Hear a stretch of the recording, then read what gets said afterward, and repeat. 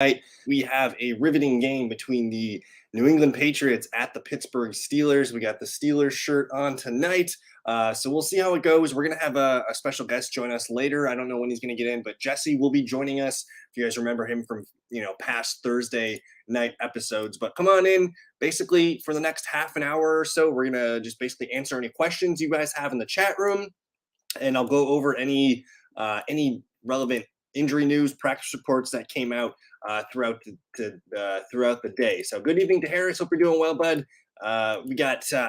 I don't know how excited I am about this game, man. I'm probably going to find something else to do. I might just have the game on in the background while I'm doing some stuff. But let's hop into a screen share here.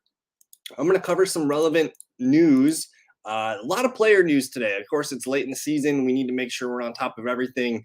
We'll start with the Seattle Seahawks running back, Zach Charbonnet and Kenneth Walker both returned to practice today. So we're waiting on both these guys. I think tomorrow we're going to need more information. But it's very promising that both of these guys are back. Maybe not so much for fantasy, but for the Seahawks in general. I think Charbonnet and Walker, if they both play, we're not super excited about either one. That's probably going to be some kind of a committee, but we'll see how it goes. Walker and Charbonnet, let me know if you guys have questions there.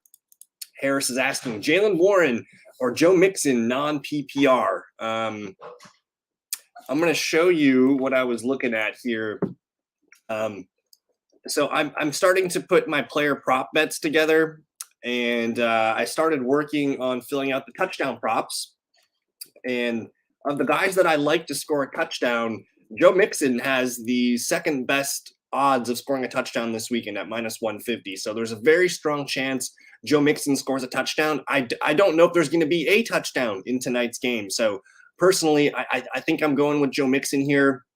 We finally saw the volume go his way, and the fact that he scored 2 touchdowns last week, it seemed like Jake Browning maybe supplies a little bit of life for this offense right now. And, I don't hate the matchup. It's at home. I think it's against the Colts.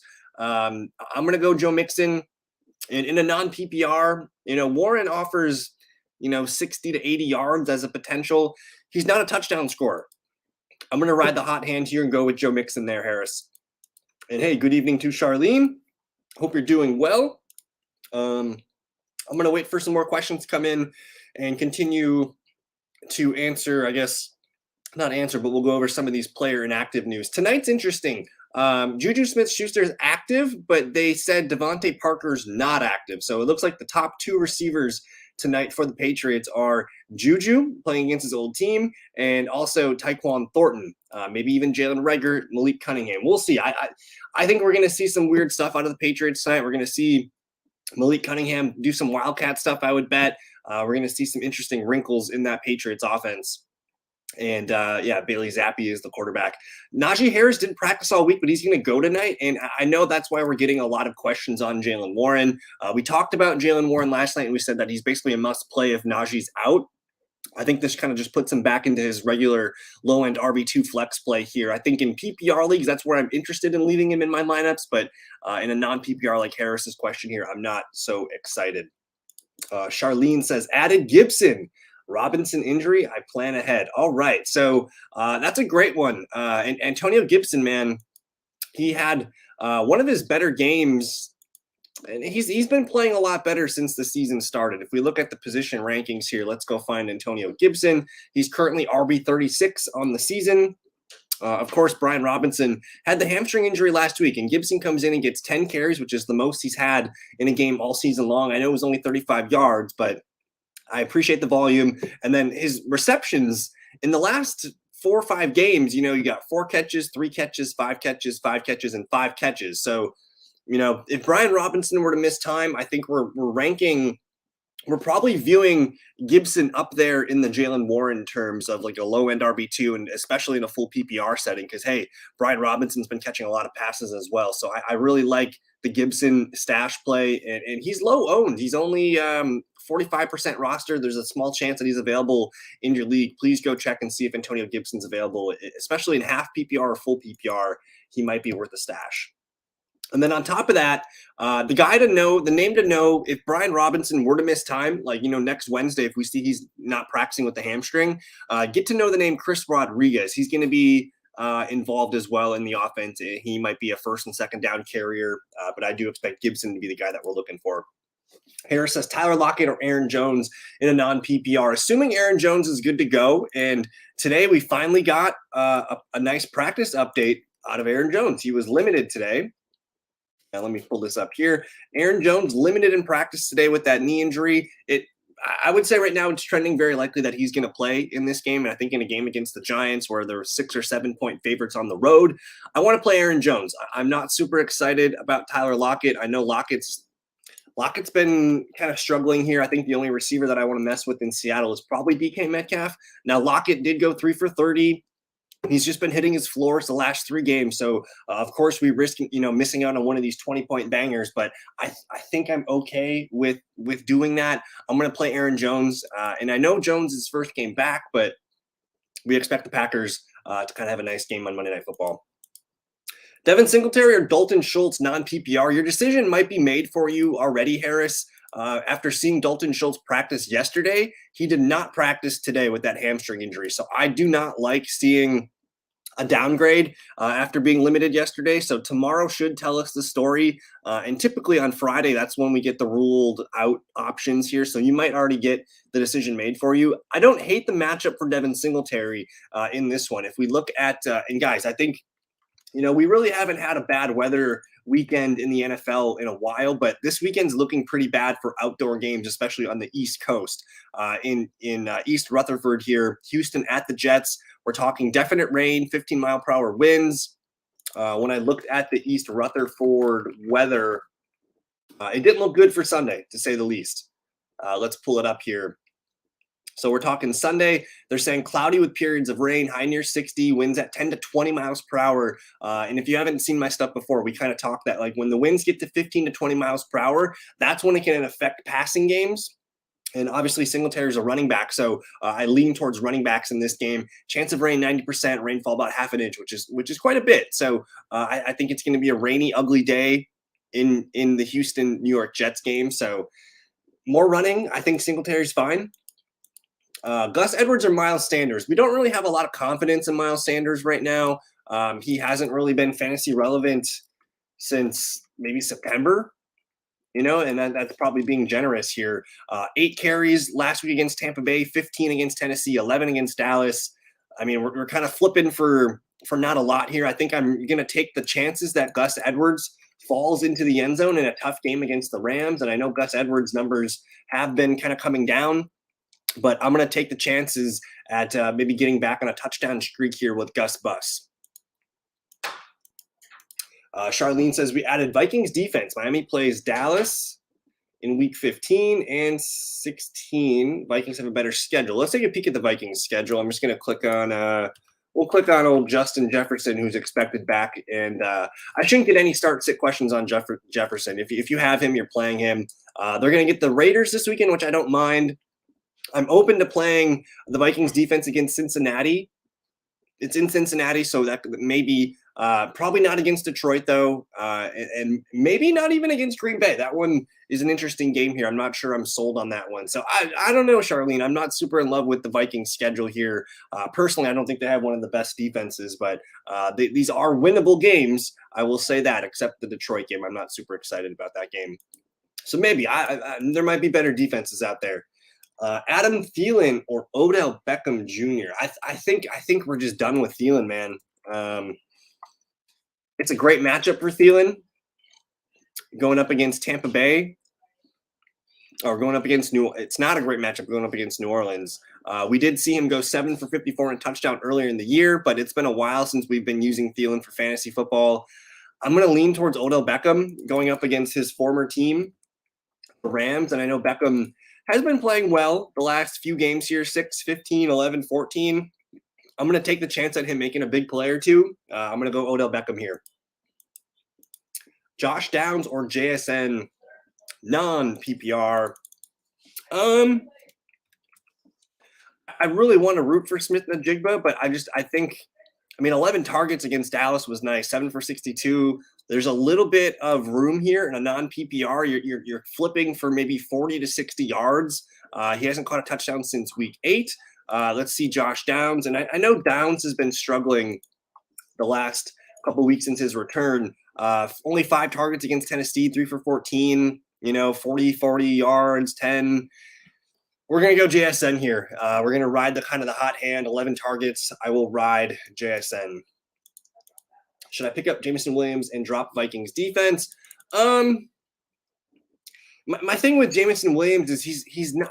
I still don't think he's very good. I know he's good when he gets the ball, but he can't earn targets. I'm not comfortable starting a player that's only going to get 2-3 targets in a game. He does score touchdowns randomly, but I think you're risking getting a 3, a 7 when you start him. I just don't know if we're ever going to be confident starting Jameson Williams. If we're looking at picking up fantasy defenses, let me go to this league where I have defenses in them.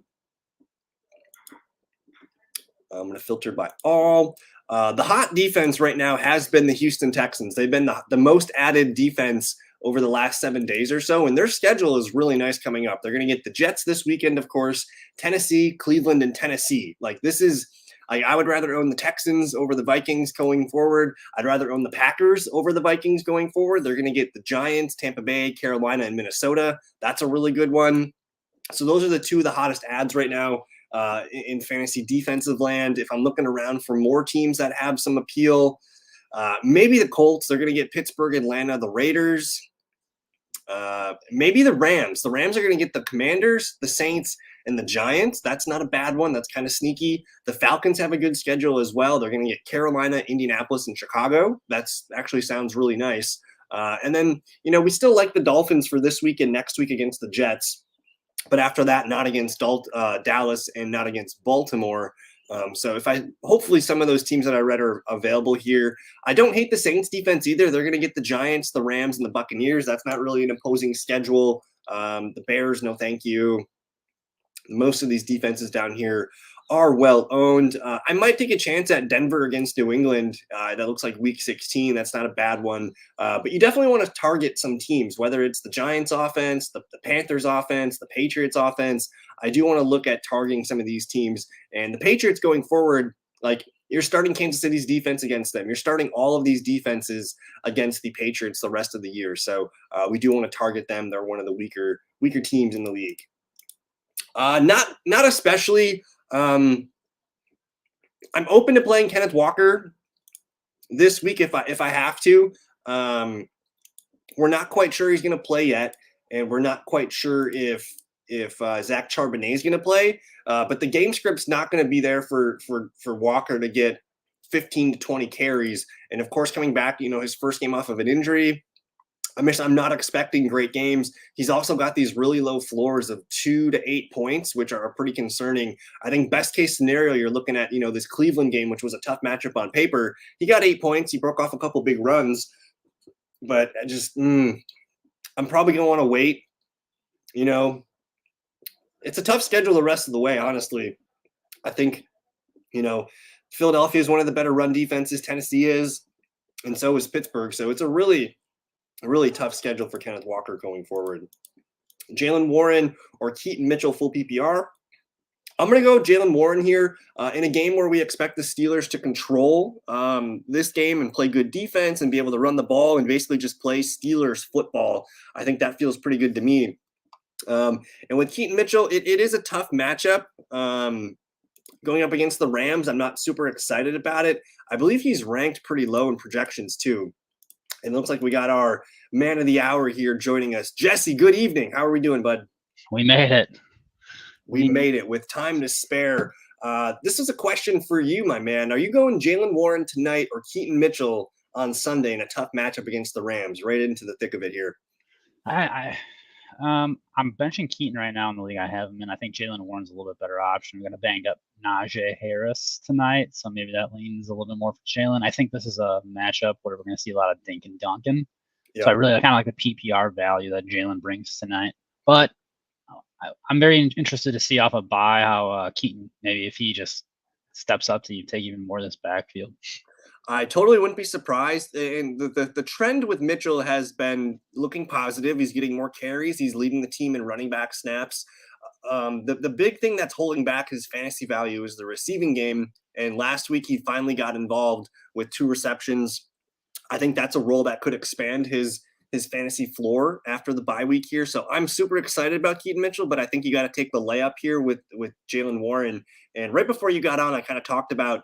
I mean, this is the perfect Steelers game script. They're going to play great defense. They're going to probably try and run the ball 30 to 40 times tonight, whether that's 15, 20 carries for each running back. And you mentioned Najee Harris being kind of limited in practice. He didn't practice all week, so I'm surprised he's playing. But we're going to take the layup here with Jaylen Warren. But my man, what's going on, Jesse? We got any thoughts on tonight's game? Are we going to see Allen Robinson connect with his former lover, Mitch Trubisky? Are we going to see Juju Smith-Schuster moon the Steelers? Or what's happening tonight's game?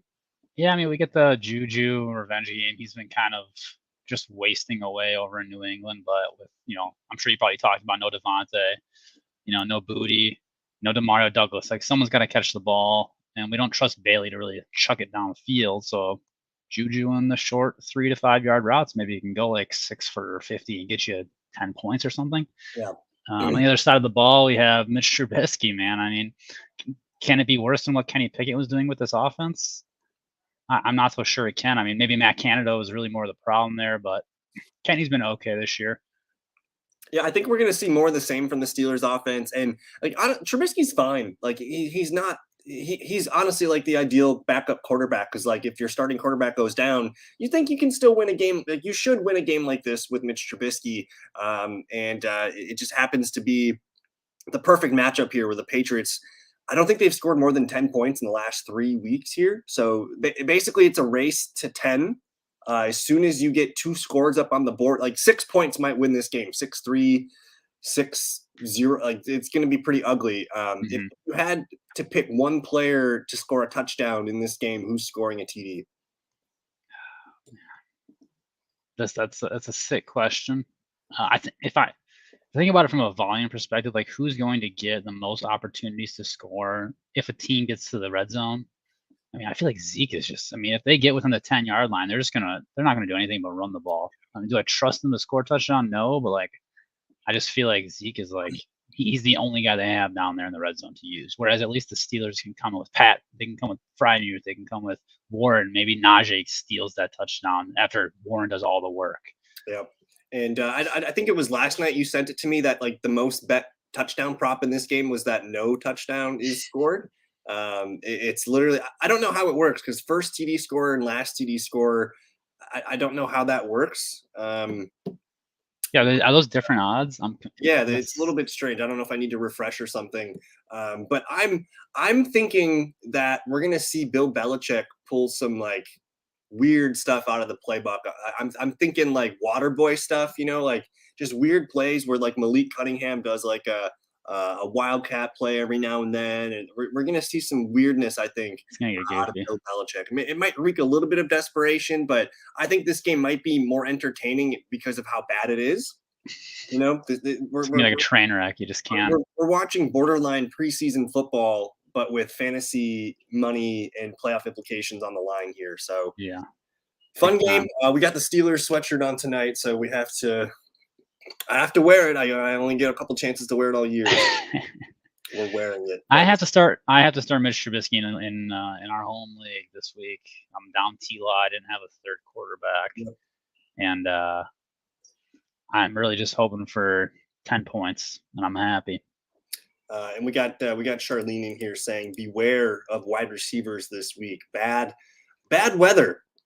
A lot of outdoor games. I've already pulled up the NFLweather.com site here, and dude, I think I've gotten the most questions on Nico Collins this week, whether it's on TikTok or YouTube or Twitter. What's your confidence level in, say you had to start CJ Stroud in a 1 QB league? What's your confidence level there? What's your confidence level in Nico Collins? Because like all of like our brainwaves are saying, oh my God, Tank Dell's out. Got to play Nico, right? I'm hesitating about this Texans passing offense in this ugly weather game. Yeah, that's a game I'm nervous about. CJ Stroud's probably a low end QB1. Just thinking about like alternative options for the week. You might like Minshew better this week than CJ Stroud. Minshew at Cincinnati, but even they have potential rain. So it's like, who are your safe options? Maybe Josh Dobbs at Las Vegas could be a good play over.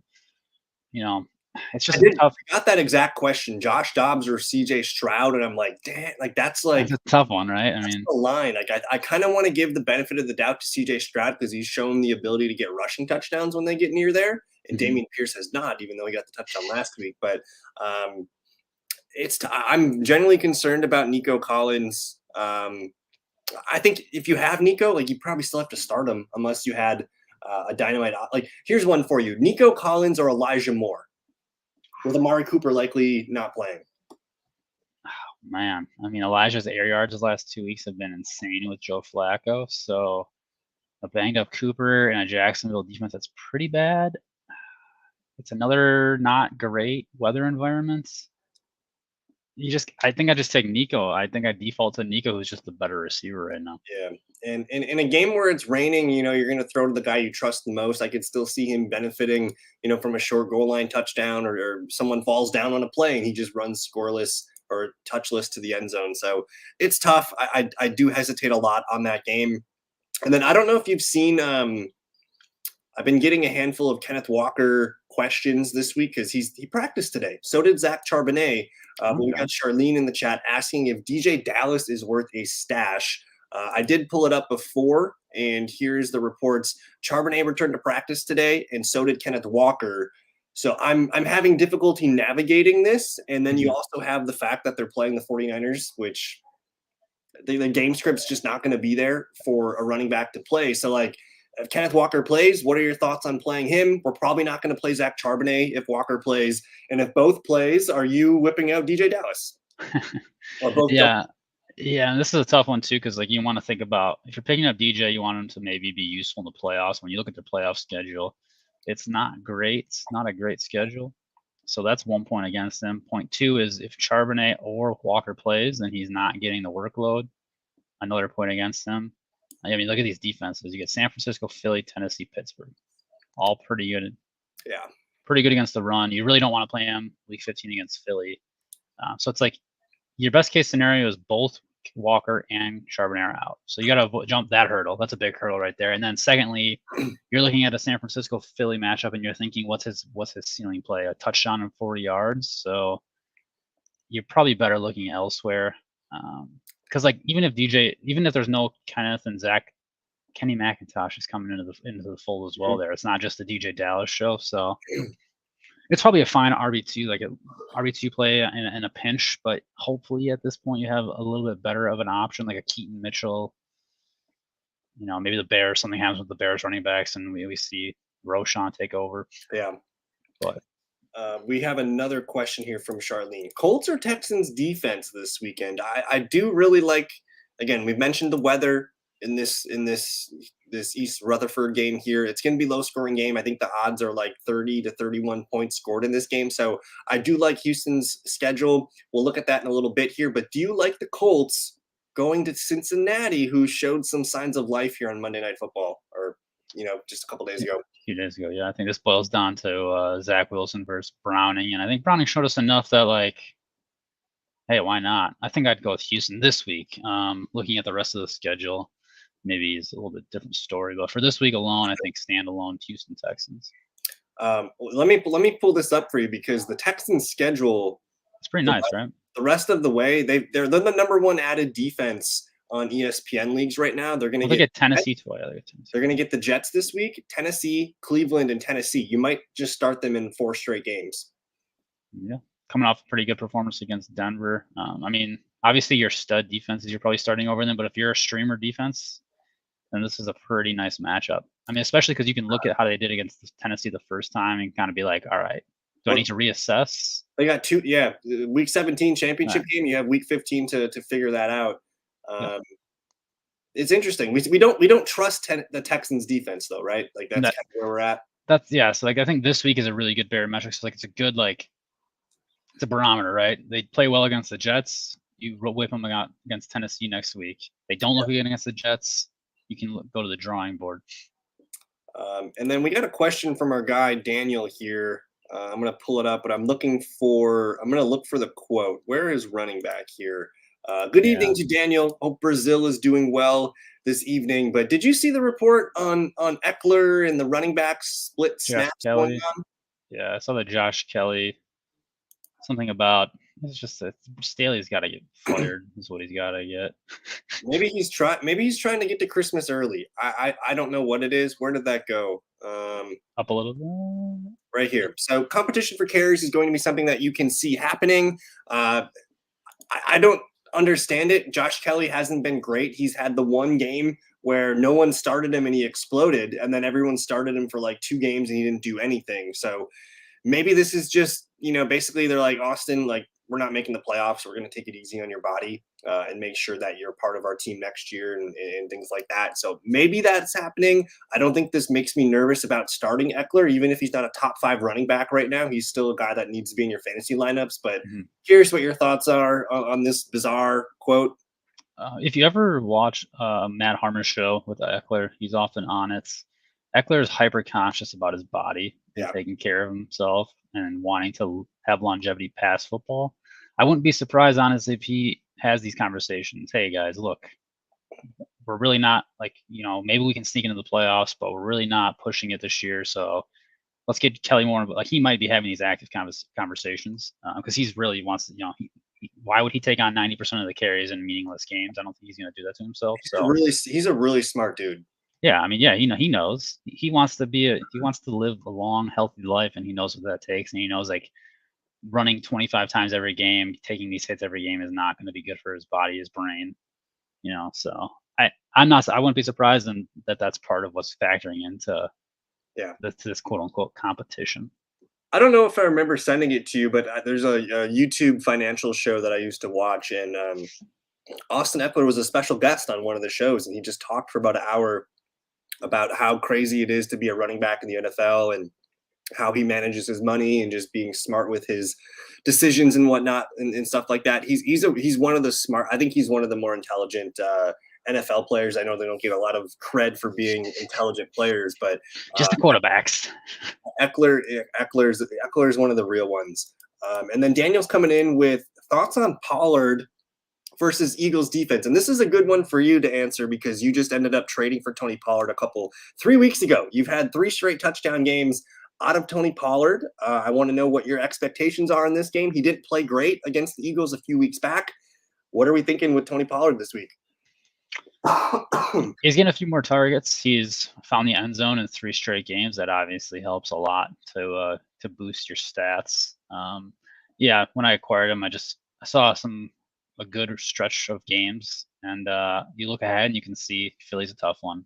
Buffalo could be a good game. Miami could be a good game. Detroit. Those are all fun games for fantasy, right? Like these are 4 games that are good teams, and they could be very fun offensively. Philly is a good defensive team. They're actually, incredibly good against the running back, incredibly terrible against everything else. So if there's going to be a week of these 4 that I think Tony Pollard is going to have his worst game of the single digits, this would be the week. I mean, Philly, just for some reason, they can do everything except, stop the pass. I will say, though, they seem to have remembered that, we have Tony Pollard. We need to get him the ball. I think there's been more of a conscious effort out of the staff to get him involved.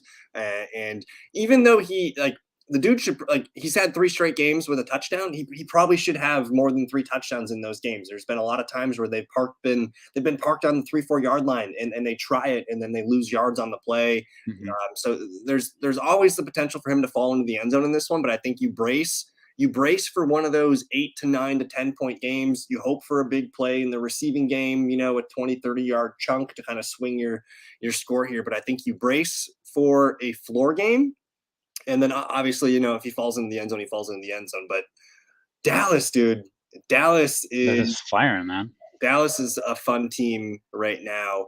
I believe they're 3.5 point favorites in this one. And if they win, the NFC all of a sudden I think the 49ers flip on top to the number 1 seed.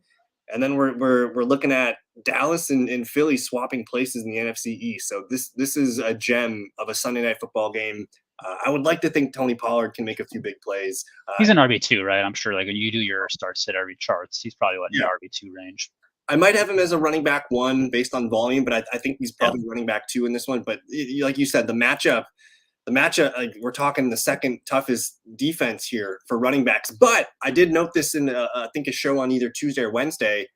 Teams have been running on Philadelphia. You see 116 yards twice and 92 yards. Even fucking Buffalo ran for a lot of teams are trying to keep. He must had a lot of catches there, which Tony can definitely rack up catches. So teams are trying to keep Hurts and the Eagles off the sideline. So maybe you get one of those 20-touch Tony Pollard games, and he's not super efficient, but he gets there on volume kind of thing. So I think it's a high floor game for Pollard, and it's just a question, does he get to 17, 18 points with the touchdown? And Charlene coming in. Would you stash Josh Kelly over DJ Dallas? If you got a spot and you're deciding on a running back like that, DJ Dallas is on my list. Or it's Josh Kelly for me on that one, just because in the potential that they do shut down Eckler or reduce his load, then they have a really nice schedule with Denver twice, mixed in with Vegas, mixed in with Buffalo. It's been 3 really bad games for Eckler, man. He's just not getting there. He hasn't scored a touchdown in 3 straight games. The good news is it's freaking Denver this week, like the worst team against running backs. But I think if you were to look at the last 4 or 5 games, Denver's probably not the worst team against running backs. So it's probably middle of the pack, but it's tough. There is legit possibility that, and you especially as a Keenan Allen owner, how nervous are you about the Chargers? And like, if you have Herbert, Eckler, Keenan Allen, how are you feeling right now? I mean, I've been soul searching, just deciding like if Keenan's a guy that I can afford to trade for, maybe 2 pieces, just because my bench is a little deeper and like a little lacking. It's pretty shallow. So I'm like, can I flip Keenan to like, I don't know, Devonta Smith and like a wide receiver 3? Like, is that worth it to me, or is Keenan a guy that like is just, am I going to regret it and he's just going to continue putting up 25 points a game? Yeah. It's tough because, like you said, like this Charger team could be out of the playoffs. I mean, it's already looking pretty glim. So I think they're 1 game. I think they're, what are they, 5-7? So they're only 2. Now that I look at it, they're only 2 games out of the playoffs. If they beat Denver this weekend, we're feeling much better about Herbert, Eckler, and Keenan Allen, and maybe Josh Palmer, who's got his window activated from the IR. But Denver at 6-6. This game's in LA. Like this is the Chargers season. Yeah, this is the one. Yeah, I would agree. I think after this week, we're gonna know everything. Too bad you can't make trades after this week. So yeah, and it's the last week of the regular season. You got to ride your Chargers. I think I agree, though. I am stashing Josh Kelly over guys like DJ Dallas and some of the other running backs low on the list here. Daniel's asking Eckler over Monty this weekend. This is where we're at with Austin Eckler. And Monty has scored a touchdown every game that he's finished. The only game he didn't score was when he left early against Tampa Bay. Are you taking that? And he's at Chicago. Another revenge game. They made sure to get him the game-winning touchdown a few weeks back. What do we think? This is tough, man. This is Eckler with the prime matchup, Monty with the revenge game. Who do I want in this one? I'm going to paint it this way, I think. It's a tough one. I mean, I think they're both good plays. Maybe not the best plays, but good plays. So this has been kind of the theme of my shows this week when I'm answering questions. 1, are you already in the playoffs? Play it safe. Play Monty. If you need to make the playoffs, who's more likely to score you 20 points? It's Austin Eckler. So that's kind of how I've been making my decisions this weekend is 1, what's your status? Are you in the playoffs? Are you fighting for seeds? I'm going to take the safe points. I'm going to take my 12 to 15 David Montgomery points. But again, that's been the theme. Who's going to get you 20 points here? It's more likely that it's Austin Eckler in a game where he scores 2 touchdowns and just goes nuts, and he's the reason why they win the game kind of thing here. So I'm going to lean. I think you can't sit Eckler yet. We can't do it, right? Yeah, probably not. And yeah, we got that in here. This was a question that I answered. I think I responded in one of the YouTube comments here, but this is tough, Jesse. This is some of the, this is one of the problems of having a really good fantasy team. Half PPR. Sit 1. Yikes. I don't know if we can sit DK. Like if DK Metcalf didn't do that last weekend, we'd say, okay, yeah, I'm fine with sitting DK Metcalf here. Olave has been, looks to be in a pretty prime spot this week. With Winston. Yeah, with Winston chugging it. Waddle against the Titans, who can't defend the pass. I know. That's what, my first thought when I saw this board was Waddle, but oh, bless it. Do we like Bijan against Tampa Bay? Yeah, we got. I think he's been one of the better teams against running back all year. Yeah, shoot. I mean, Pollard against Philly. It's Monty against the Bears. Man, in a half PPR, I feel like the running backs are pretty good plays. DK right now, he just had a mega good game. Olave versus Waddle. Well, I think I'm sitting Waddle. I was going to say, who's least likely to score a touchdown? It's Jalen Waddle. Yeah, I think he's most reliant on catches, and if you take away the full PPR, it's Jalen Waddle. It's unfortunate, but that game could have got out of hand early. We know Tyreek's humming. We know Devon Achane and Mostert are humming. They might have to throw Tua might have to throw the ball 24 times. I don't feel good about it, but like when you have this good of a lineup, like you're not going to feel good about whoever you sit. You're going to be nervous about them popping off. I think that's a great point here too. Is that like when your lineup decisions are like this crazy good, like sure, it's hard decisions every week. Waddle hasn't really had much of a season though, like where it's like I'm gonna be okay if Waddle pops off and gets his 18 points because the other guys have been playing so well lately. But Jesse, we're a little bit over the hour. Did you have a few more minutes to hang out? What's on your mind, man? What are we nervous about week 14? What are we excited about? Fantasy playoffs right around the corner. What do we got going on? What is on my mind? Well, tonight's game's on my mind. I think my favorite prop that I was looking at, just kind of building maybe a little single game parlay, was Pat Frymuth receptions. I think he's probably going to have a nice 5 or 6 catch game. So it was set. The initial line was set at 2.5. I think if you toggle that, you go to 3.5, you can get close to even money. It's a pretty good line. I think Pat's good for 4 catches. The 2.5, is that like juiced to like -150 or something? Yeah, it was like around -150. So. Okay. Well, what I would do is I would take the 2.5 at -150, and then I would do the same bet on the 3.5 and basically kind of cover it if I lose it, whatever. But I mean, just on the week, right? It's week 14. We're here. We're in the last. We're here. Last regular season fantasy week. It's scary. All your best balls. Everyone's looking to see what best ball teams are advancing, right?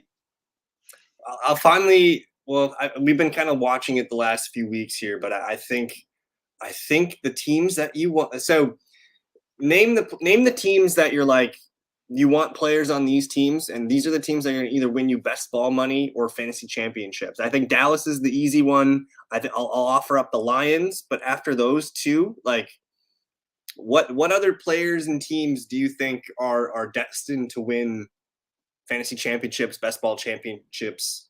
Who's winning the money? All right. Off the top of my head, I have like 6 teams, and they're probably like 6 of the best teams, right? I mean, you have the 2 you named. 49ers stick out. I think your Purdy lineups feel pretty good because you got Purdy super late in the best balls. You got Ayuk in a pretty good spot. Debo was a cheap cost. The only guy who's expensive was CMC, and if you manage to get him with some of those guys, really nice stack. Hey man, we like the Muth. We like Muth tonight to hit a steady. And Trubisky, man, he can dink and dunk. He can dink and dunk. And that's don't ask him to look left. I don't think it's a Pickens game. I think he had good splits with Deontay last year. But I do like if you're picking players tonight that are going to have good games, I think Pat Fryermuth's one of the better receiver plays tonight. So good luck, Daniel. We're going to get it. But yeah, the 49ers are money. The other team that I think is going to be very profitable down the stretch here is going to be the Texans because they were so cheap investments. Nico Collins was a 9th, 10th round pick. CJ Stroud was what? He was a free agent in most redraft leagues, and he was a 15th, 16th round pick in best balls. Yeah, if you got that late secondary stack and coupled it with like a more expensive stack, like a Dallas stack or even a Chiefs stack, I like the Chiefs playoff schedule a lot. I think I'm a little nervous about Miami. They have kind of a gauntlet here coming up, so maybe they can sneak it out. And if you have the Houston stack with that, maybe that kind of parses out. Are we nervous about the Eagles right now? Yeah, I mean, we do have Goddard coming back, which is interesting. And if we look at after this week, they get Seattle. We like that, right? The Giants Like and then that? the Cardinals. So that's actually pretty nice. Eagles teams are feeling good. What about Packers teams? Aaron Jones, Christian Watson, Jordan Love, Jaden Reed. Can Aaron Jones just stay healthy?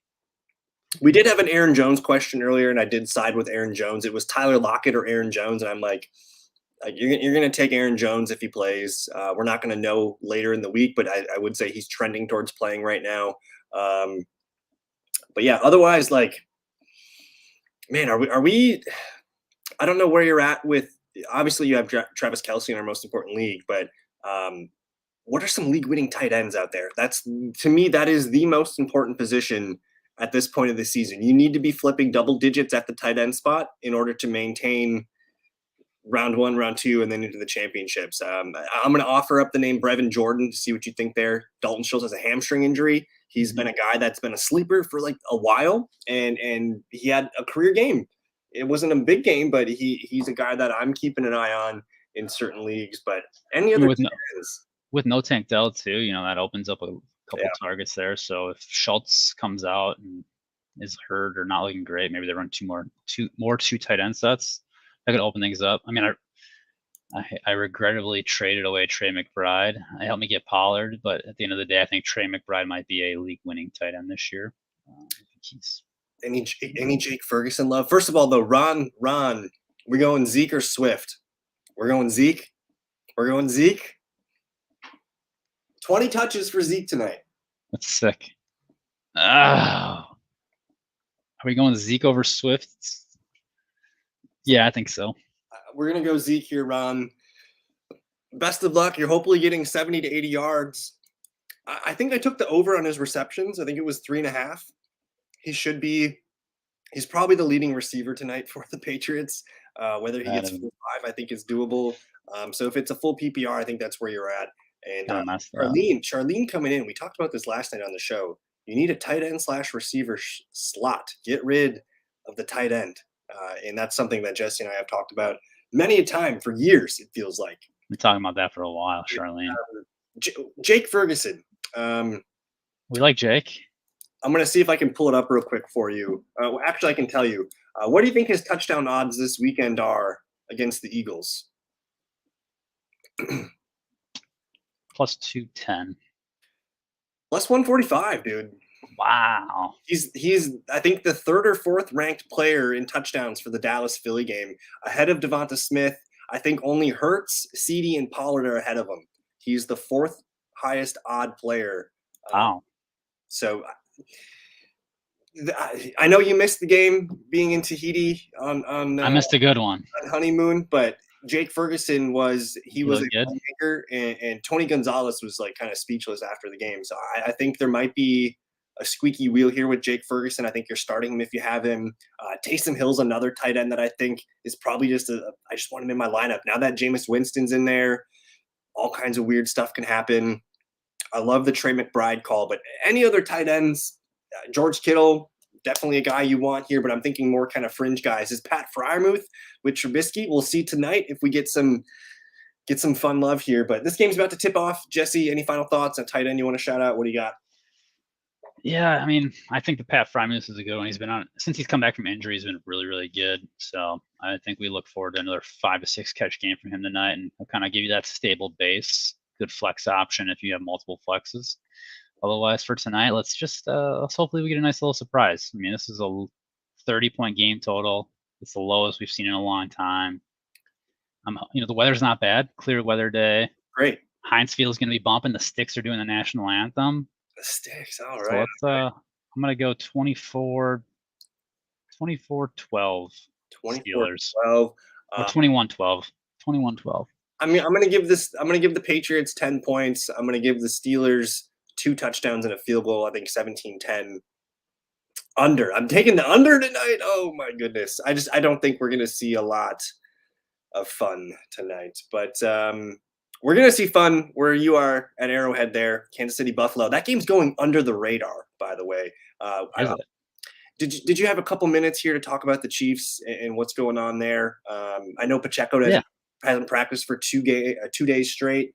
Travis Mhm. Kelsey is kind of just he's due for a massive game here against Buffalo, and I think you sent me his stats against Buffalo. He's off the hook. Kansas City Buffalo, man, under the radar, but it's gonna be a good game. I mean, Josh Allen is probably your QB1 on the week. Okay. I think that's my QB1 on the week. I think looking at Josh Allen, this is a team that's. I mean, I think both these teams are hungry and they feel like they're capable of more. Kansas City's obviously in a better position. Patrick Mahomes coming off a loss is something crazy like 17-3 or something in his career. He averages like 22 or 23 points, fantasy points a game off a loss. And this game is in Arrowhead, I believe. Yeah. And so you have Buffalo desperate. You have Kansas City hungry. Mahomes knows like they should be doing more. We have a Kansas City defense that is weakened over the last few games. Dawson Knox is coming back, which who knows what that does. That actually, I saw some stats about splits with Diggs with and without Dawson Knox. They actually run two tight end sets, and that actually gets Diggs more targets, easy targets, so you can kind of rack up some big catch games. So you're still starting all these guys. I mean, these are studs. I still remember Gabe Davis in that playoff game where I think he scored 3 or 4 touchdowns. I think this is a Gabe week. We got Patriots ball, by the way, here. I'm excited to see this Ezekiel Elliott 2-yard carry, and it went for 0 yards. But that's one carry. Is Kansas City desperate in this game? And whether they're 8-4, I mean, they're holding on to the AFC West. It's probably theirs, but if they want any hope of being the 1 seed, I think there's a Mahomes quote from this week saying, "If we go 4 and out, we can still be the 1 seed. 14-4. We just got to get the offense going." Like he's like every week he's just like, "We're gonna get there." But it's like we're running out of time a little bit, and so it's like where do we go? Is it Rashee Rice? It's not Sky Moore. It's not MVS, Justin Watson. These guys are all just ancillary pieces. I think Rashi's the difference maker. I think this game, and we don't know about Pacheco right now. He got hurt in that Green Bay Packers game, came back and finished the game, then got ejected. Didn't practice for 2 days this week. If he can't play, like, we're going to see Mahomes throw 40 times. It's going to be a 50.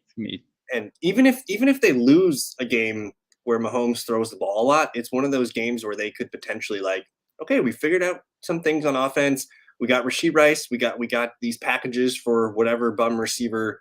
But otherwise, it might be one of those things where they have to get through it and play. They have to lose 37-34. But hey, they found something on offense that could help them out. But man, we need to see Travis Kelsey. Hopefully, Taylor Swift's at the game. She needs to supply some magic. He's been good. I mean, he's right. He's been a good tight end. He's been a top 5 tight end, scoring tight end week to week. But he hasn't been first round Travis Kelsey. Oh, we got deep ball to Tyquan. Is that Tyquan? No, it's Juju with a little moon ball here. He caught it. Patriots are moving onto the other side of the field. It was a great catch too. It was a great throw, great catch, contested catch from Juju. This is very rare. He caught one with an arm like in between his arms. He's going revenge game tonight, man. He's popping off, isn't he? Great play there by Juju. But this is fun. Are you still good? Do you want to get out of here? Anything else we got to get out of the way for week 14? I mean, I can throw the game on here and watch while we chat. I do have to take my in our leagues. The goose roll, and if a player scored exactly 0 points in your lineup and you started them and they didn't get hurt the first quarter, you have to take either chug a beer, and I owe 2 for this week. So I gotta do one live. You want to do one live? I could do one live. We'll do one live. All right, let me go get the products. I'll do one live. Maybe you can record it for me. Yeah, I will. We'll have it on YouTube. I can always send the video to the group chat and have the timestamp on there, so they'll see it no matter what. Beautiful. All right, I'll be right back. But yeah, the Zappy throw to Juju was magnificent. We have right now the Steelers or the Patriots on about the 30-yard line, threatening to score here. So hopefully Ron got Zeke in we mentioned that when they get in there, we're going to see Zeke touchdowns. But I know Jesse's microphone cut out for a little bit. He was talking about this rule that we have in my leagues. And if you start a player and he gets 0 fantasy points, and as long as he either finished that game or played most of that game, you have to take a video of yourself, doing a shot, chugging a beer, doing a Smirnoff Ice on a knee, whatever. You have to kind of just send a beer, shot, drink, whatever you need. And that we're going to take care of that tonight here. But Bailey Zappi on the run, picking up the first down.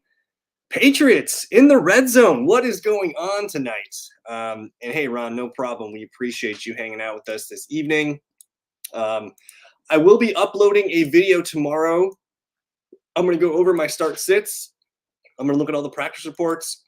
I'll get you guys a week 14 preview out tomorrow evening. No video on Saturday. I might upload a quick video going over my player props late Saturday. I'm not sure, but otherwise Sunday morning we will be doing our live 10:30 a.m. Central Time, start sit questionnaire before the games tip off on Sunday morning. But we got Ezekiel Elliott here. Actually, who's 15? That is Zeke. We got Ezekiel Elliott moving the ball in the red zone. Man, we might get a Patriots touchdown for the first time in a few games here. So we're having fun, off to a good start here on Thursday Night Football. And we'll see when Jesse gets back. We're going to get him doing a shot video here. And I am seeing Zeke did catch one for 12 yards. So we're getting some good Zeke game script here. And, man, if the Patriots continue to lead the game here, we could see upwards of 20, 25 touches. And, hey, man, so far so good. One drive in, you already got a handful, maybe 2 points here. And I got them on the 15-yard line. Pass to Ezekiel Elliott. Run! We did it, Ron. We got an Ezekiel Elliott touchdown live on air. Let's go. Ezekiel Elliott touchdown, baby. And we called it too. We were talking about the props. Amazing drive here. Bailey Zappi comes in, goes basically 3 of 4 passing for about 60 yards. And we did it, dude. We did it. I did have a feeling DeAndre Swift's going to be okay this weekend, but for me, I usually defer to starting the running back that's just guaranteed a boatload of touches. And man, oh man, Ezekiel Elliott, dude, he came through already. We got 2 for 23 and a touchdown from Zeke, 3 for 4 as a rusher. No problem, Ron. We appreciate you hanging out with us, and we're glad. This is kind of fun. We usually don't do this, but the game's so bad tonight that we went a little extra overtime, and we'll get Jesse back on the screen with us. But dang, Steelers defense, they got some explaining to do. They just let the New England Patriots walk all over them here. I'm going to look around for any other player news and updates that I think need to be mentioned before Jesse gets back. And again, I'm going to be uploading my start sit video tomorrow evening. You guys can look for that. I'm going to go basically over every game. I'll look at the practice reports and let you guys know how I feel about each player in those games. Otherwise, we've been pretty hot on the props, the player prop bets lately. If you guys do like, player prop betting, we've been posting about 10 a week and having some success there. Otherwise, I don't know. I'm going to mention some guys that I like stashing right now. Guys like Chase Brown at the running back position for the Bengals. Jesse, we got a touchdown. No touchdown score. We got a touchdown score, dude. It's already over. We got Ron the Ezekiel Elliott touchdown, dude. The Zeke. Bailey Zappi threw one to Zeke for about 11 yards. It was a nice little wheel route. Was it a throw? He just went untouched. Yeah, it was in the flat and he just ran in untouched. We got an Ezekiel Elliott touchdown. Wow. Out of the way here. So Patriots up 7-0, 11 minutes into the game. I can't get live here. What are you talking about on your phone? No, I'm trying to get live on my. Trying to get live on Amazon. There we go. But yeah, that was quite the drive. The Patriots go down and score in about 8 plays. Bailey Zappi had a run. He had about 60 yards passing and a touchdown. Surgical. Dang, surgical. In Pittsburgh. Yeah. So that's a little bit of a stunned crowd there. But hopefully you guys had Zeke in your DFS lineups tonight. He's the guy you probably need. But we'll see what happens. Now, hey, Trubisky, man, the game script is going to flip a little bit. Script is there. So you have a little bit of throwing motions here, but your mic did cut out before when you were kind of explaining, so I let the people know what's going on. Oh, you gave him the goose. And we got the goose shot drink coming in. What are we drinking for the shot here? Okay, so for tonight, in honor of we had some tacos and some tamales from our local joint. I have a nice bottle of tequila. This is actually tequila from my bachelor party. Oh wow! There's there's maybe 3 or 4 shots in there, so I'm gonna put 2 of them away tonight, and maybe I'll just go back to back here. I'll just do the video, clip it, and send it. What I can do is when we're done here, we can send the YouTube video, and I can have it timestamped so that when they open the video, it goes right to the scene. Beautiful. So we got it live. We're rolling here, and hey, we're all for like make your league more fun, guys. Like make sure you have a group chat going. Make sure you guys have some penalties, some rules that require some league activity, and this is one of ours. So I'll let you dedicate your shots to whoever. Just do the one right away, and then we can wait a little bit. But we got Mitch Trubisky live. Yeah. Fantasy Fellowship live. I don't know if I've ever been live during a football game before. I have not. Maybe we need to. Maybe this could be a Thursday night thing for us. Could be. It could be. Play action. Trubisky looking. He's scrambling. He's gonna run it. That's gonna be a point. That's a point and a half, dude. 15 yards. Mitch Trubisky. On that note. All right. We'll take a shot for that, and then who do you want to do your first shot for? Is this the OG league or for Madison League? This will be OG since I'm looking at my boy Trubisky right here. This is the tequila in honor of the taco night. So in the OG league, good old Trey Sermon. Tracer. Fellow process there. The process was I needed not a 0, and I thought he would get me a couple carries. I can't believe that he was the RB2 and they didn't even. He got 1 target and no carries. Like 5 snaps. So this is because of Trey Sermon, but it's going to be in honor of Mitchell Trubisky, who hopefully gets me double-digit points tonight and secures me the 1 seed in the OG Fellowship. So, oh boy, I got some limes right here. I don't have any alcohol. I have wine. I just finished my bottle of bourbon last evening, but otherwise I'd do one with you. To the titties. Cheers. Mitchell Trubisky. I don't know if I like these Steelers uniforms tonight. They're kind of like a different version of themselves, but it's a big yellow stripe on the side. Yeah, I don't know if I like the yellow stripe. I think I would like an all black pant. Something like that might look nice. But what are we chasing with? I did the lime, but I almost wish I didn't do the lime. And then good local product, Squirt. If you're a Midwestern fellow. That's what I've been making my old fashions with, just the classic sour. Yeah, I love it. I'm kind of interested in this idea of overtime on Thursday Night Football. Next week we have the Chargers and the Raiders. We could go a little extra overtime here. We usually go live for the half an hour, but it's the pick. Oh no! It's the Mitchell pick. Well, you knew that was going to happen at some point. There's a flag down though. They're going to call. I think they're calling holding on the defense. I saw his motion. It looked like a defensive holding motion from Trubisky. They're staying on the field. Staying out. Yes, nullified, baby. Let's go. Oh no! This game's gonna be a roller coaster tonight. I just feel it. If only we had gone live last Thursday, I probably would have died on. Oh my god, you would have been going. Rosie would have just been jumping in the background, freaking doing turkey flips. Yeah, it was in the first half. I think I had 3 touchdowns. It was just. Oh, he completely grabbed him. Okay. Yeah, I see. That might have been a really big play if he didn't hold though.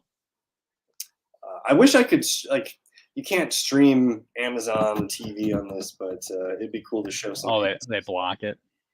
But yeah, well, YouTube might demonetize the video or something here, but we're doing live play-by-play updates here. So the Steelers are back on the field. They're on the 41-yard line. Trubisky rolling out, and he completes 2. Is that Pickens? That's Pickens, yep.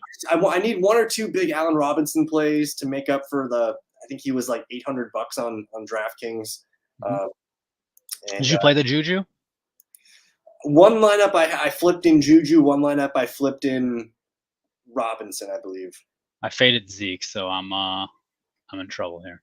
Zeke was the one. He was the one Patriot. Oh no, I did not play Juju. I played the same lineup twice. I just did Robinson in one and Tyquan Thornton in the other one because they were the same price. So I was no Zappy though, right? no Zappy, just Zeke. Yeah. Okay, you got the touchdown though. You're probably looking good in the double up. I mean, at this point, we're looking like Zeke could maybe get a rushing touchdown and Warren stuffed here on his first carry. A little bit of panic probably settling in here. I wish I could hear the crowd there. It's probably pretty crazy here. But Aiden's watching the game with us. Yeah, watching the game on live. Fire. Love it. The Pats plus 11 and under 36.5 is not a good start. Not the start we're looking for. Did a little teaser. But I did want to see, too, did the Milwaukee Bucks win tonight? I was watching that before, and Indiana won. The Milwaukee Bucks got knocked out of the play-in tournament tonight. Oh, that was they do the play-ins at such the weird times. Yeah, it was honestly, this is the first live basketball I've watched on TV all year, so I guess it did its trick. But Trubisky scrambling. We're going to be getting the Steelers. Field goal. I would doubt they're going to kick a field goal here. It's probably a long punt. We're going to look at probably a 90-yard drive here for the Patriots. But, tough start for the Steelers. If you got Ezekiel Elliott, man, you're feeling good. Who's got Zeke in the OG League? That would be Jake. I think Jake Phillips. Dang it, he does. Did he play him, though? I think he was talking about it earlier this week to me. Will he blend? Captain Phillips has 10.7 points on his team right now. He does have Ezekiel Elliott in the RB2 spot. Juju would have been a nice play in someone's flex. I'm surprised my brother didn't do it. I mean, Cody's playing Juju or Dontavian Wicks this week. Just with Watson not maybe being – it's a Homer League Packer decision, but just with Watson probably not playing, I could see Wicks being the guy. Yeah. But if you – the trouble was we didn't know Devontae Parker wasn't going to play until about like a half an hour ago. So I get it, but yeah. Yeah, I did. Tyrese Halliburton's so good for the Pacers. This no turnovers tonight. He's had 2 NBA games in a row without a turnover. That's impossible. And for a guy that plays 40 minutes a game, he was have a turnover. He was dealing tonight. But where else are we at? Do you have any other players that you think need to be stashed for the next 3 weeks here as we're looking at the final stretch?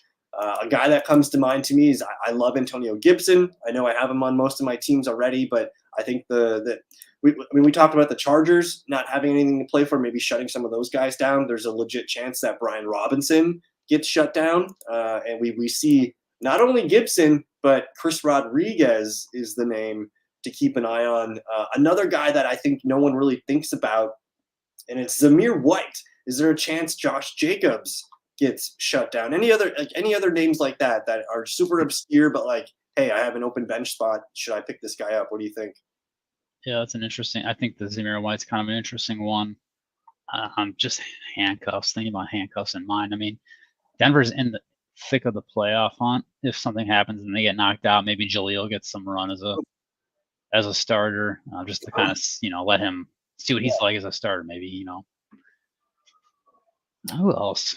What about your guy Ty Chandler, who had 2 double-digit games in weeks 10 and 11? Week 12, he didn't play great against Chicago. Now they're on a bye. Do we see a little bit more Ty Chandler after the bye? I'm super intrigued with the Chicago Bears backfield. It looked like Roschon Johnson was the dude before the bye. But hey, now Khalil Herbert, who I know is healthy. Well, guess what? Deonta Foreman is now healthy here. If you had to start one Chicago Bear, it's probably Roschon, but I don't know what to do with that backfield at all. Yeah, I mean, I'm in a situation where I have 2 of those 3 guys on one team. Khalil, when before the bye, he didn't really get a lot of run there, did he? Roschon got a bunch of catches. I think Roschon and negative game scripts is probably a good play. They're showing a replay here where TJ Watt, on the first play, he took an Ezekiel Elliott knee to the chin, basically. I don't know if he's back on the field. Oh, he looks like he's going back in, so he looks fine. But I did notice that TJ Watt was down on the opening play of the game. But Bears backfield's a mess. I do think, though, we talked about teams that might be, players you need to win fantasy championship. Justin Fields, DJ Moore. We talked about the tight end, Cole Kmet. Justin Fields is playing for his basically his condo in Chicago right now. So I think that's an offense that, they're not going to win a lot of games, but they could be involved in a lot of fun fantasy games. I think Tajay Spears is an interesting one, especially if Tennessee is. I don't know if they're quite eliminated yet, but they're 4-9, I think 4-8 maybe. So it's pretty much all but done.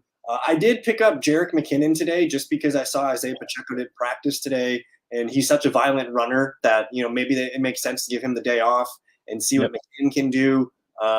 What are we doing with Miami's backfield? Are you just like plugging away Raheem Mostert and Devon Achane until further notice? Are you stashing Jeff Wilson? Jeff just kind of, I think he is what he is at this point. I don't think he's ever going to be the guy. I mean, Achane, they got to keep fresh. Mostert, they got to keep fresh. So if you have two guys who are like kind of lightning in a bottle, you just rotate them out, right? I mean, if one gets hurt, if both get hurt, obviously it's a different situation. But Achane, man, if in games where he gets like 10 touches, he's basically a RB1, And we're talking about a game where they're 13-point favorites at home. Yeah, that's gonna be sick. Like that could just be curtains by halftime. Devon Achane could be a busy guy. We know DeAndre Swift got popped real good late in the game on week 13. He's not on the injury report right now, but I do think Kenneth Gainwell needs to be stashed. Dude, we haven't seen Rashad Penny play all year. Is there any crazy chance that Rashad Penny's the guy you freaking need in week 16 and 17? Like, it's just thinking out loud here. We got Bailey Zappi going deep here to Hunter Henry. Patriots are on the other side of the field, moving the ball again. There's a penalty coming in here too. I don't know what the call is going to be, but where are you at back with the Eagles running backs right now? Obviously, Swift's the guy if he's in, but Gainwell. Yeah, I mean, I think if Swift goes down, you probably don't want to start a running back off the get-go, but Kenny G's probably worth a hold if you have room on your bench. Just, we've already seen him as a runner. He's not going to be getting a lot of carries, but you're hoping then what you're getting out of him is 5 to 6 targets, maybe some touchdown equity. Yeah, I mean, at the end of the day, what they're going to do if DeAndre Swift comes out is they're going to have Boston Scott in there. They're going to have Kenneth Gainwell in there. As long as it's not what is this little flip play here? 1.5 points, baby. Is that Malik Cunningham? I don't know if Swift goes down. I don't know if Kenneth Gainwell is startable just because they're going to call up Rashad Penny to be the RB3. He's going to get 4 carries for 10 yards, and then you're going to have Boston Scott get 6 touches for 22 yards. It's going to be kind of a mess. You're just going to see a lot of the ball spread around. So I'm probably not excited about the Eagles' backfield if that goes that way. Josh Kelly, we talked about him. I think Rico Dowdle is just purely a handcuff at this point. I think he's the guy you want on your bench if you're invested in Tony Pollard. You should definitely have Rico Dowdle. Dearness Johnson. We know Travis Etienne's banged up with a chest injury. I do think Dearness Johnson's worth holding on to. I did see Tank Bigsby out on the field on Monday Night Football a little bit, but I still think Dearness Johnson's the guy's making plays. Any hope for Clyde Edwards-Helaire if Pacheco misses, or are we just not doing that? Just if Pacheco goes down, they're just going to throw the ball 50 times, and I think they're going to get McKinnon more involved. And Clyde mixes in, but I think he's at this point. I think he's a guy who mixes in regardless. He's not going to. I don't think his workload really changes a whole lot if Pacheco goes down. Unfortunately, that pick just didn't turn out right. I mean, in a different timeline, they took JT and their unstoppable force. They take T. Higgins, Michael Pittman. Yeah, any of these guys. Clyde Edwards-Helaire, and they're probably a 3-time Super Bowl champion over the last few years. That's sick. Are you holding on to Leonard Fournette, who's a free agent in the OG League right now? I think he's fat. I think he's out of shape. I think he just. How many weeks has it been since he's been on a team and he hasn't gotten us any game time? It's kind of sick. I don't see it. Sick. I would have loved to see Kendre Miller at some point this season, but I just don't think that's happening. Yeah. Maybe if the Saints are down in the last week or two, like and we're getting Alvin Kamara shut down, and freaking I don't know who the QB3 is there, but something like that could happen. Another player that I've been keeping my eye on, and I'm surprised he didn't get picked up this week in the OG League, is Chase Brown, who took 9 carries for about 60 yards on Monday Night Football. He looked good doing so. It's the first time we've seen him get extended action. And Dynasty Leagues, I think you're like, oh, like with Chase, welcome to the season, Chase Brown. You look good doing so. Anything happens to Joe Mixon, we're probably plugging Chase Brown in. I think Trayveon Williams is done. It looks to me like Chase Brown's the guy you need in Cincinnati. I don't know if you have any thoughts on that. Yeah, Chase Brown's on my mind. He was limited in practice. I don't know if he returned to practice today full time. So that's kind of why I was like, he practiced today with a hamstring injury. So he's back. Funny that Joe Mixon had his best game of the year on his fewest touches. So that's interesting. Any thoughts on Michael Carter, who I believe is the clear RB2 in Arizona? They're on a bye this week, and that's a team that's not going anywhere. Talk about an aging running back here who maybe gets either shut down or limited the rest of the way. And basically, they're like, it's a free tryout for Michael Carter. Like, is this the guy that they see on their team next year? Maybe they find a package for him to be the RB2. I think he's worth a deep stash. Otherwise, guys like DJ Dallas we've talked about, Zamir White, Chris Rodriguez, and that's probably the end of the list, bottom of the barrel. I don't know if I can name any more names without getting stupid here. I got one more just based off of what could happen. It's the team that we Super Bowl bound until Rodgers goes down. Breece Hall has not looked good. He's got 25 yards or less in like 3 or 4 straight games. Cook is not him. Why not see what the free, unrestricted free, the undrafted free agent, Izzy Bonacanda, or maybe he was a late round pick, very late round pick if he wasn't a free agent. But I mean, I know a lot of guys in the prospect process, big college heads who liked Bonacanda a lot. So maybe end of the season year, you'll get a little bit of. He was a little bit of Izzy love. He was being drafted in dynasty drafts in the summer here, and he did play a little bit. He had 1 carry against Buffalo and a catch in that game. We know Dalvin's cooked. I think it's a really good opportunity. Now, I believe Abanikanda had himself a nice preseason too. So like we know he's quality. We just got to see if he can be a starting running back at some point this year. But I do like that. We're maybe a week or 2 away from him maybe being on the radar. But Breece falls into the year after ACL injury. Yeah. You just can't do it, man. Nobody beats the ACL injury. So if you drafted Javonte, you're not happy. We got Trubisky going deep here. Oh, just sailed it. Was that Allen Robinson? I think it was 11. 11? Yeah, Allen Robinson. But I think we've learned our lesson, man. We just don't draft running backs no matter how good they are. And is there a little bit of an asterisk here because Aaron Rodgers wasn't on the team? Like, would we be winning fantasy championships if Rodgers was the quarterback and we had Breece Hall? I don't think so. I mean, I've watched Breece and he's had moments of glory, but recently it's looked pretty tough. And we got another punt here. We got another punt in the game. I think that's number 3 for the night. So we got 3 punts through the first quarter. Probably going to over under tonight on punts, 13.5. I'll take the maybe I'll go 11.5. We got 3 per quarter. That puts that at about 12 in a full game. I'll take the over. I think 13 to 14 punts is where we're at. But I'm looking at 1 touchdown. I'm looking at Breece Hall's numbers right now. Last week against Atlanta, 13 carries. How many yards do you think he had? 22. 16. That's terrible, man. Against Miami, 7 carries. How many yards? 18. 25. 3.6 yards per carry. We got that looks like is that Tyquan Thornton catching the ball here, looking fast. Yep. He's looking fast. The Patriots offense looks better than the Steelers. Against Buffalo, week 11, 10 carries for Breece. How many yards? 24. 23. Week 10 against the Raiders, 13 carries. How many yards? Against the Raiders. 22. 28. He's been under 30 yards rushing in 4 straight games, despite having. He's getting a workload. I mean, he's got 43 carries in those games, and he's probably under 100 yards. Woo, he's zapping it, dude. Juju with another big play. Who is that? That's Juju. Number 7. Mustache right now. Looking like a tight end out there, like a Gerald. Like a cholo. I thought they held number 56 here coming down. Look at this. Maybe not. Momentum went downwards, but we're on the same stream time, so that's good. Yep.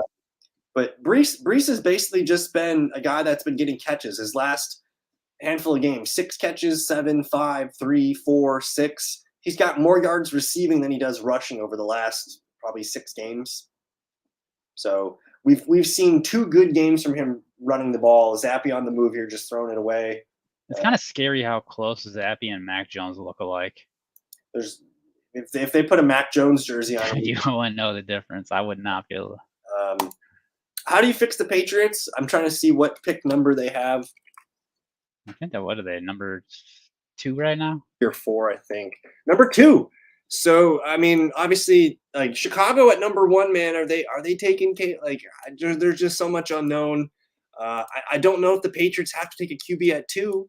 Yeah, they gotta take May or Caleb, whoever their process tells them to take. That could have been a better pass. That's a first down. If you're Washington, can you trade up from 4 to 2 to get Marvin Harrison Jr.? That's going to be a hot ticket item. I think Marvin Harrison Jr. is more valuable than Drake May in some eyes. It depends on if you're sitting at. You got a young quarterback. You need a weapon.